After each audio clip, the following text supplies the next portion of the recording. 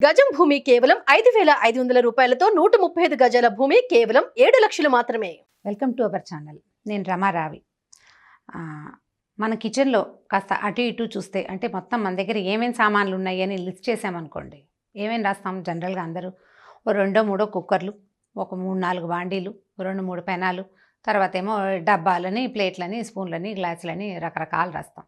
అయితే ఏమేం లోహాలు ఉన్నాయి, ఏమేం మెటల్స్ ఉన్నాయి అని రాయాల్సి వస్తే అందరం రాసేవి ఒక 3-4 మెటల్సే. కొద్దిమంది కొంచెం తక్కువ రాస్తారు, 2 మెటల్సే రాస్తారు. ఏం రాస్తారో చూద్దాం. మొట్టమొదటిది అల్యూమినియం, తర్వాత స్టీలు, ఆ తర్వాత ఐరన్. కొంతమంది రాగి, ఇత్తడి కూడా రాయగలరు. నేను కూడా ఇవన్నీ రాయగలనండి. అయితే మేము ఈ లిస్ట్లో అల్యూమినియం ఫస్ట్ పెట్టాను కదా, అల్యూమినియంని నేను కొట్టేశానండి. అల్యూమినియం లేదు మా లిస్ట్లో. మా కుక్కర్లు అల్యూమినియంవి కావు, మా బాండీలు అల్యూమినియం కావు. సరే ఎందుకు కొట్టేశారు, మా ఇంట్లో ఉంది మీరు ఎందుకు వాడలేదు అని 2-3 ఫ్రెండ్స్ నా దగ్గర ఉన్న ఇత్తడి గిన్నెలు చూసి అడిగారు.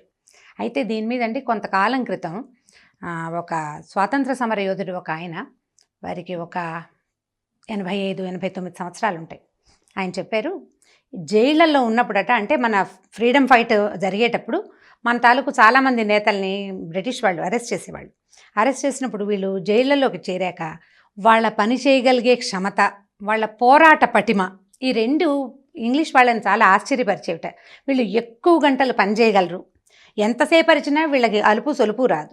ఏమిటి కారణం, ఎక్కడుంది అని వాళ్ళు బాగా రకరకాల రీసెర్చ్లు చేసి, అంటే మనం ఆలోచిస్తాం కదా దేనివల్ల అయ్యి ఉంటుంది అని, అలా ఆలోచనలో వాళ్ళకి తెలిసింది ఏంటంటే, మొదటిది వీళ్ళ ఆహారం, రెండోది వీళ్ళు వాడే పాత్రలు వండడానికి.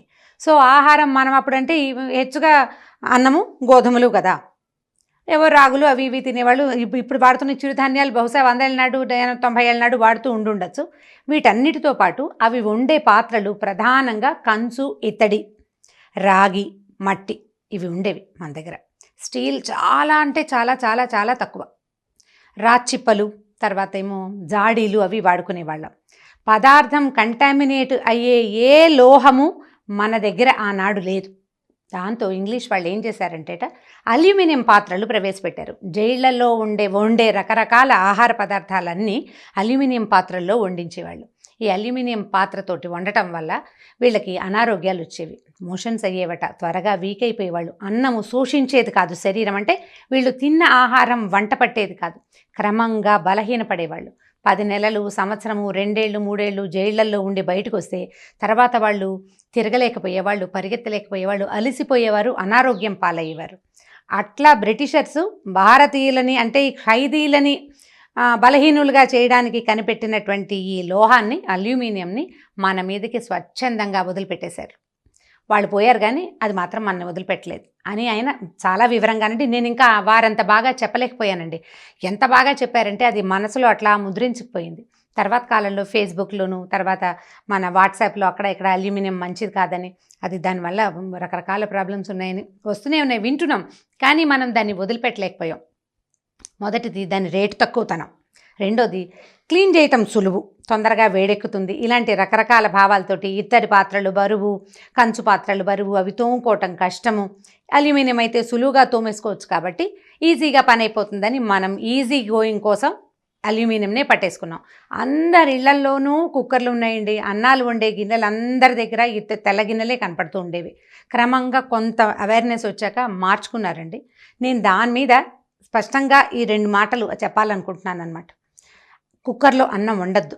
ఒకవేళ కుక్కర్లో అన్నం వండాల్సిందే మనం అని అనుకుంటే కనుక ఈ కుక్కర్ని స్టీల్ కుక్కర్గా మార్చుకోండి. ఇండాలియం కుక్కర్ని వదిలించేసుకోండి. ఇండాలియంలో వండద్దు, తినద్దు. ఎందుకంటేటండి, మనం ఒక అల్యూమినియం పాత్రను తెచ్చామనుకోండి, ఇవాళ ఒక 6 నెలల తర్వాత, ఇప్పుడు ఇది 275 గ్రాముల గిన్నెను తెస్తే 6 మంత్స్ తర్వాత అది కనీసం ఒక 15-18 గ్రాముల వెయిట్ని కోల్పోతుంది. ఈ కోల్పోయిన 15-18 గ్రాముల వెయిట్ ఎక్కడికి వెళ్ళింది? నిస్సందేహంగా మన పొట్టలోకే వెళ్ళింది. లోహాన్ని శరీరం శోషించుకోదండి, అంటే పీల్చుకోదు, శరీరం భాగాల్లో ఉండిపోతుంది. దానివల్ల కిడ్నీసు, లివరు, ప్యాంక్రియాస్, స్ప్లీను, ఇలా లోపల అవయవాలన్నీ దెబ్బతింటాయి. ఇదివరకంటే పాత రోజుల్లో మా అమ్మమ్మ వాళ్ళ ఇంట్లో తెల్లగిన్నెలే ఉన్నాయి, మా అమ్మమ్మ తాత పిడిరాళ్లలే ఉన్నారని మీరు ఎవరైనా చెప్పచ్చు. పిడిరాళ్లల్లే ఉండటానికి వాళ్ళకున్న రకరకాల పనులు చేసే విధానము, అంటే ఈ లోపలికి వెళ్ళిన లోహ పదార్థాలు ఆ టాక్సిన్స్ని రిలీజ్ చేసేయగలిగే క్షమత వాళ్ళ శరీర అవయవాలకంటే కొంతమంది సిస్టమ్స్లో ఉంటుంది. అండ్ వాళ్ళ ఆహారపు అలవాట్లు మిగిలినవి అండ్ వాళ్ళు పనిచేసే రకపు పద్ధతుల వల్ల కొంత పోవచ్చండి. కానీ మనకి పోదు. మనం పాతకాలం పద్ధతిలో తినడం లేదు, తాగట్లేదు, తిరగట్లేదు, పని చేయట్లేదు. మన పద్ధతులు మారిపోయినాయి. ఇప్పుడు అన్నెసెసరీగా ఈ లోహాన్ని అంటే మెటల్స్ని ఎందుకు మనం తీసుకోవాలి? ఇంకా చాలా ఉన్నాయి. అల్యూమినియమే కాకుండా రకరకాల వ్యవహారాలు ఉన్నాయి. ముందు అల్యూమినియంని తీసేస్తే అంటే మానుకుంటే కనీసం మా ఇంట్లో గిన్నెలు ఉన్నాయండి, వాటిని ఏం చేయాలంటే అటక మీద పెట్టండి, అంతే. అటక మీద పెట్టండి, కొన్నాళ్ళ పాటు వదిలేసేయండి. ఇప్పుడు అల్యూమినియం కాకుండా దేనితోటి వండుకోవాలంటే స్టెయిన్లెస్ స్టీల్ ది బెస్ట్ అండి. అది కూడా ఈజీగా క్లీన్ చేసుకోవచ్చు. అల్యూమినియం అంత చీప్ కాదు, కానీ కొంచెం బెటర్ రేట్లో దొరుకుతుంది. లేదా మీకు చేతయ్యి మీరు చేయగలిగితే చక్కగా ఇత్తడి గిన్నెలు వాడుకోవచ్చు. ఇత్తడివి చాలా శుభ్రంగా ఉంటాయి, చక్కగా తోముకుని అది బంగారపు రంగులో తోముకోగలిగితే ఎంత సరదాగా ఉంటుందో. ఇత్తడి గిన్నె తోమడం చాలా మనకి సాటిస్ఫాక్షన్ కలిగిస్తుంది అనమాట. మనం తోమిన కొద్దీ అది మెరుస్తుంది, ఇంట్రెస్టింగ్గా ఉంటుంది. నాకు ఉంటుంది, ఎవరెవరికి ఇంట్రెస్ట్ ఉందో అది తెలియచేయండి. అయితే ఈ అల్యూమినియంని వదిలిపెట్టి స్టీల్ని వాడడానికి మ్యాక్సిమం ఎక్స్టెంట్ ప్రయత్నం చేయండి. ఎందుకంటే మనకి సులువుగా క్యాన్సర్లు వచ్చేస్తున్నాయి. ఇప్పుడు క్యాన్సర్ రావడానికి ఉన్న రకరకాల కారణాల్లో అల్యూమినియం కూడా ఒకటి. అయితే అవన్నీ తీయలేం కదా, దీని మాత్రం ఎందుకండి అంటే మరి తెలిసిందనప్పుడైనా మనం మానుకోవాలి కదా. ప్లాస్టిక్ని తీయలేకపోతున్నాం మన జీవితాల్లో నుంచి, ప్రయత్నం చేస్తున్నాం ఎంతో కొంత. అల్యూమినియం విషయంలో స్త్రీలు ఖచ్చితంగా ఉంటే కనుక సింపుల్గా దాన్ని తీసేయచ్చు. సరే మనం ఇంట్లో వండమండి అల్యూమినియంతో, హోటల్కి వెళ్తాము, పెళ్ళిళ్ళకి వెళ్తాము, పార్టీస్కి వెళ్తాము, ఎవరింటికైనా వెళ్తాము, అన్ని చోట్ల అల్యూమినియమే ఉంటుంది. వాళ్ళు పెద్ద పెద్ద పాత్రలన్నీ అవే వాడుతున్నారంటే రోజు హోటల్కి వెళ్ళిపోం కదండి, రోజు వెళ్ళాం. వారానికి ఒకసారి లేదా నెలకు ఒకసారి లేదా 3 నెలలకి 6 నెలలకి వెళ్ళే బంగారు కొండలు కూడా ఉంటారు కదా. సో ఆ వెళ్ళినప్పుడు 6 నెలలకు ఒకసారి పర్వాలేదు. ఈ రోజు విషాన్ని తినే బదులు 6 మంత్స్కి ఎప్పుడైనా అంత తింటే నష్టం లేదు. కానీ ప్రతిరోజు అందులోనే మనం అన్నం వండుకుంటూ ఎంతో కొంత చిన్న ఎంజీ, చాలా తక్కువ మిల్లీగ్రాముల్లో అయినా విషాహారాన్ని స్వీకరించడం కంటే మానేయటం బెటరు.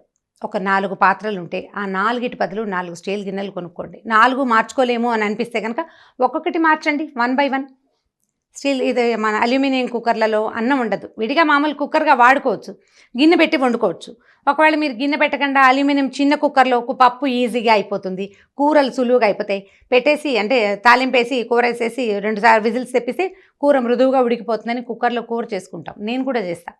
స్టీల్ కుక్కర్ని వాడుకోవడానికి ట్రై చేయండి, ఈజీగా ఉంటుంది. అయితే ఎట్ ఏ టైం మనం ఇది మార్చగలమా లేదా అంటే కొంచెం ప్రయత్నం చేయండి. ఏదో ఒక ఖర్చు తగ్గించుకుని ఈ ఖర్చు మీదకి పెట్టి చూడండి.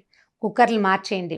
అల్యూమినియం వాటిలలో అన్నం వండటం కానీ, కూర చేయటం కానీ, సాంబార్లు పులుసులు చేయటం కానీ, పప్పు వండటం కానీ ఎంత మాత్రం సేఫ్ కాదండి. మీరు ఎంతో కొంత విషాన్ని పప్పుతోటి చక్కగా నెయ్యేసి రంగరించుకుని తింటున్నట్టే. అంటే ఈ విషాహార పదార్థాలు బోలెడున్నాయి మన దగ్గర. ముందు ప్రధానంగా ఉన్న అల్యూమినియంని మనం సులువుగా పక్కకు తప్పించగలిగే అవకాశం ఉన్నదాన్ని తీసి పక్కకు పెట్టండి. అంటే మా చిన్నప్పటి నుంచి మేము ఇందులోనే వండుకుంటున్నామండి అంటే ఒకసారి మన అమ్మమ్మ చిన్నప్పుడు గురించి ఆలోచిస్తే వాళ్ళు ఇందులో వండలేదనే సంగతి మనకు అర్థమవుతుంది. దాని మీద సీరియస్గా ఆలోచించండి. ఎంత కుదిరితే అంత ఈ విషయం నుంచి బయటపడండి. మీ పిల్లలకి కొంచెం మంచి భవిష్యత్తు అంటే బెటర్ ఆరోగ్యం ఇచ్చే అవకాశం ఉంది అని మనకు తెలిసినప్పుడు ఆ ఒక్క అవకాశాన్ని మాత్రం ఎందుకు వదిలిపెట్టాలి? మనం చూడండి, ఏదైనా హెల్దీ థింగ్ అంటే చేసి పెట్టడానికి ట్రై చేస్తాం కదా. మరి ఇప్పుడు అది అన్హెల్దీ, ఇది అనారోగ్యం, ఇది మంచిది కాదన్నప్పుడు మానేయడానికి కూడా అలాగే ప్రయత్నం చేయాలి. ప్రయత్నించి చూడండి ప్లీజ్. ఈ వీడియో కనుక మీకు నచ్చినట్లయితే లైక్ చేయండి, షేర్ చేయండి. మరిన్ని వీడియోస్ కోసం సుమన్ టీవీ లైవ్కి సబ్స్క్రైబ్ చేసుకోండి.